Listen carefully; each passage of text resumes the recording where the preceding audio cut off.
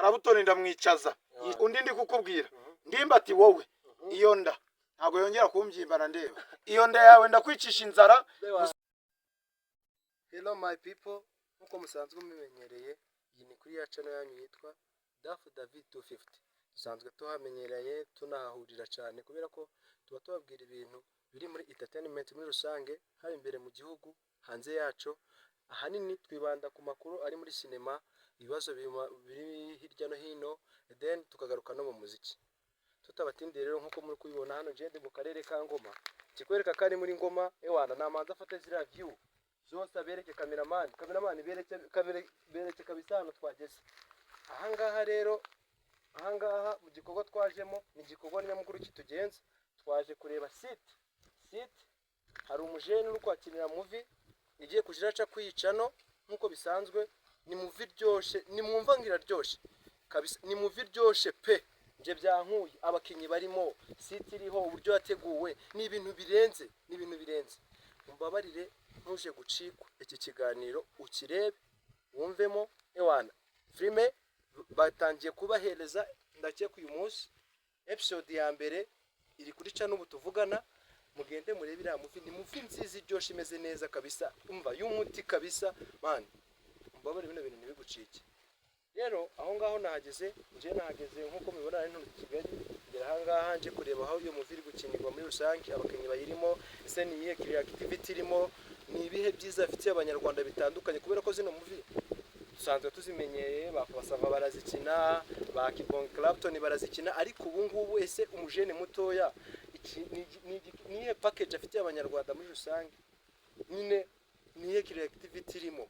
Ni movie ryoshe kubera ko izayivuga ku buzima, ntari bya bindi dusanzwe tumenyereye ngo Papa Sava ngo ba Clapton. We n'umuntu mbona ugerageza ni Papa Sava nawo birabyo ba Kibong za Stimedi man, bagiye kwicara biki kubera ko uyu mujene nabonye idea afite ahantu ari gukorera ibintu n'ibintu birenze abanyarwanda. None ntari bwa buzima ngo umuntu ari kurya mayonnaise, kurya za breba, ni ibintu nyine n'ubuzima bw'abantu bo mu caro, rubanda rugufi babayemo. Nibyo bintu ahanini bizabyibanda muri movie, ubuzima bw'umupete wo mu caro abayemo. Ni ikintu kiryoshe, ni filime izayivuga ku muco nyarwanda, irimo ibintu byinshi. Ndayibararikiye ntimuzacikwe kubera ko igiye kujiraca hano kwa ino channel ya Dafu David 250. Tutabatindiye rero, hari umukinyi umwe mbashe kugira amahirwe ko na wagitumo nkamusura, nkamureba, nkamenya ubuzima abayemo, nkamubaza tukamenya byinshi nyine kuri we. Reka tuhagere, n'ubundi twari bugufi, cameraman agiye guhindukiza kamera, tugende gake gake tugere ko umukinyi, tumwegere, tumuganize, tumenye ubuzima bwa buri munsi abayemo, tumenye se nyine ameze ute, amerewe ute, twumve nyine muri rusange kuntu abayeho muri rusange.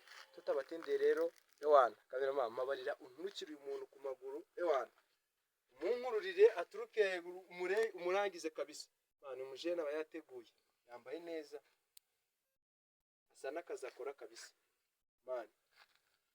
Bro tugeze iwawe, umeze ute? Fresh tu biracamo kabisa, urabona umeze neza, meze fresh ewana. Kuboneka nasutame kubera ko ndi kubona agatebe gahari kagufiya, ariko bitwaye tugomba kwiyaranje.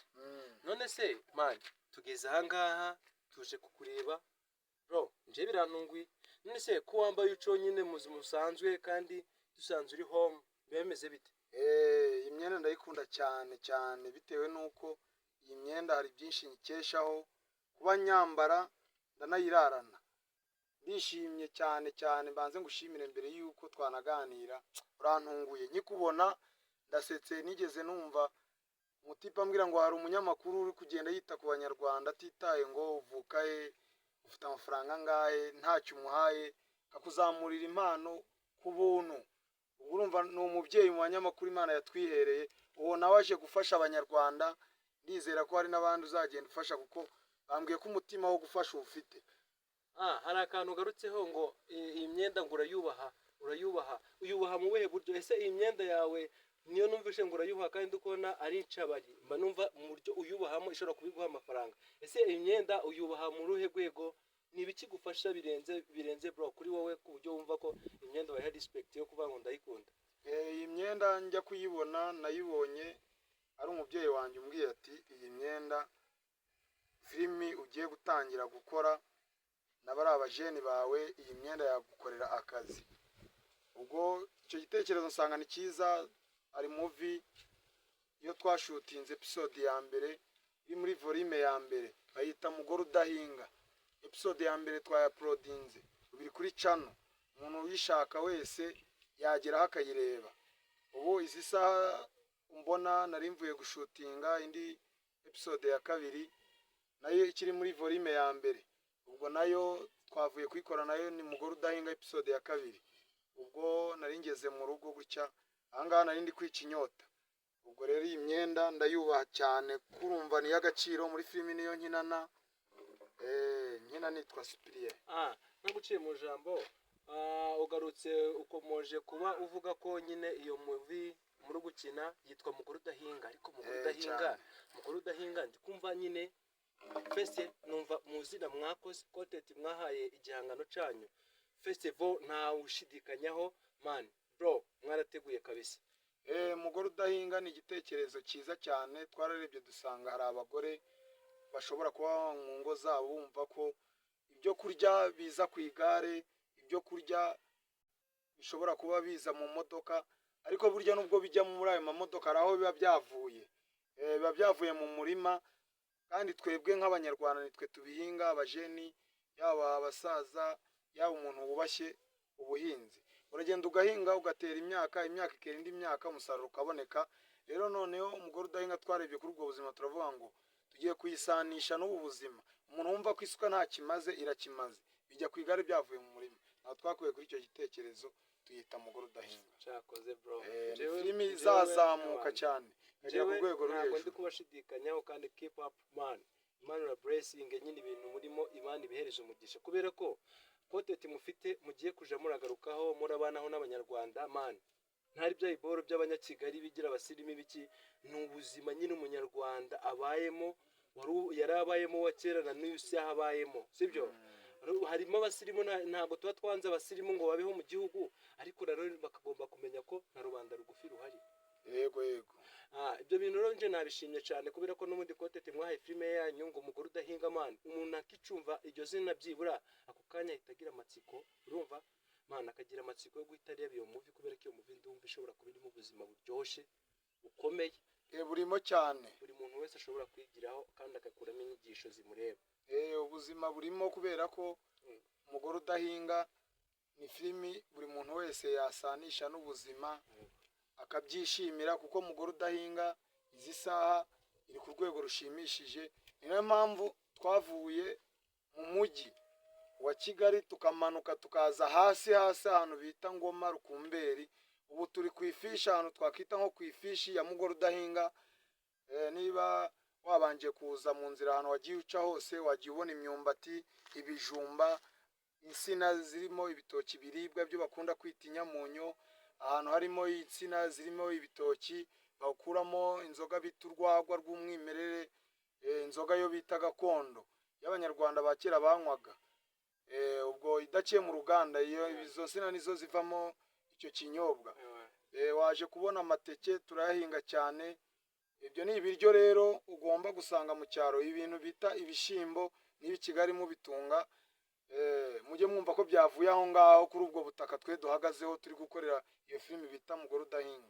Oya nje nabonye ibintu mukora ni ibintu mwatekereje, mwafashe umwanya mu bitekerezaho, kandi harimo no gutegura. Ahubwo se ikintu nje gira amahirwe ni wo mukinyi mbonye mu bakinyi bambwiye ko muzakorana muri movie. Yego. Ese abandi bakinyi bo muri gukinana, nabonye uburyo wisanisha n'akazi ukora, mbona ni ibintu birenze cyane. Abandi bakinyi nabo niko bimeze, nangwa bo usanga hari bitewe na role umuntu afite azactinga muri movie, ubona hari ukuntu bifata. No kuvuga ngo turi abakinyi benshi cyane, ariko bitewe na role umuntu aba ari bukine. Harimo Mugore Udahinga, uwo nguwo agaragara bitandukanye n'uko nambaye. Urabona iyi myenda yanjye, uyirebye wavuga ngo iyi myenda je sinayambara, ariko iyi myenda ni y'agaciro. Iyi ngiyi ikora akazi cyane, urambona na sentire yanjye urayireba. Okay, urabona ko ndakeye, meze neza cyane. n'abanyarwanda muri kundeba urabona ko ndasa neza meze neza cyane ndi mwiza. Ubwo rero hari undi mukinnyi dukinana nawe ni fotokopi yanjye.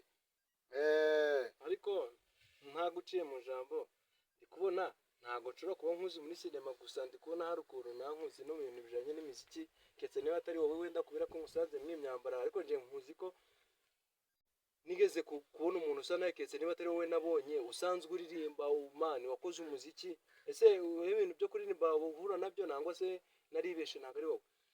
Ibintu byo kuririmba nabyo njya mbikoraho, byose ni akazi, ariko ikintu njya nkunda gukora cyane ni filimi. Mugore udahinga yoyo bayitegure, abo bajeni numva i Kigali ngo barakora. Abo ba Papa Sava, ba Kibonge Clapton, abo nanjye ndaje mbicaze bige, ariko nakurangaranye mwima n'agatebe, ndaje ndanakuzimanira. Nari nyivuga ngo baraje bicare bige. Mugore udahingira bicaza. Muri muvi muri gukora, kuko nanjye nabonye ari ibintu birenze, ahubwo akantu nakibaza tugarutse ku buzima bw'umuziki. Wenda bro, nubwo nyine muri gutegura iboro hari bakuru banyumwa bino bintu, hari bakuru baye mu muziki, hari n'abakuru baye wenda muri sinema bro. Ese wenda byibura ngiye kubaza ibibazo bitari byinshi cyane, niturambirane kubera ko nabonye mufite n'akazi kenshi, na n'ubu ngubu turi kuvugana niba professor kuri site mugiye gusubira mu kazi. Ese byibura mu ba new generation artist, kubera ko numvishe ibintu by'umuziki ufite experience, ese ugiye kutubwira amapeti babiri bari uyu munsi bari kuzamuka neza ushingiye ku bikorwa byabo, nubwo wenda usanga wenda hari ibindi bibazo by'abahanzi bafite wenda muri rusange, hari ibyo byose urabizi kubera ko uru ruganda rurimo. Umbwire muri sinema, muri bakuru banyu nabahe bantu mufatiraho urugero, wenda ushobora kuba udashima ko ari ku rwego rushimishije ushaka kuzamurenga, ariko nyine ukamufatiraho urugero. Twagiraga ngo tubwire kw'ibyo bintu, utubwire ati babiri ba artist b'abahanzi mani, ntabwo ari ngombwa ngo abaniga babe bazwi mani.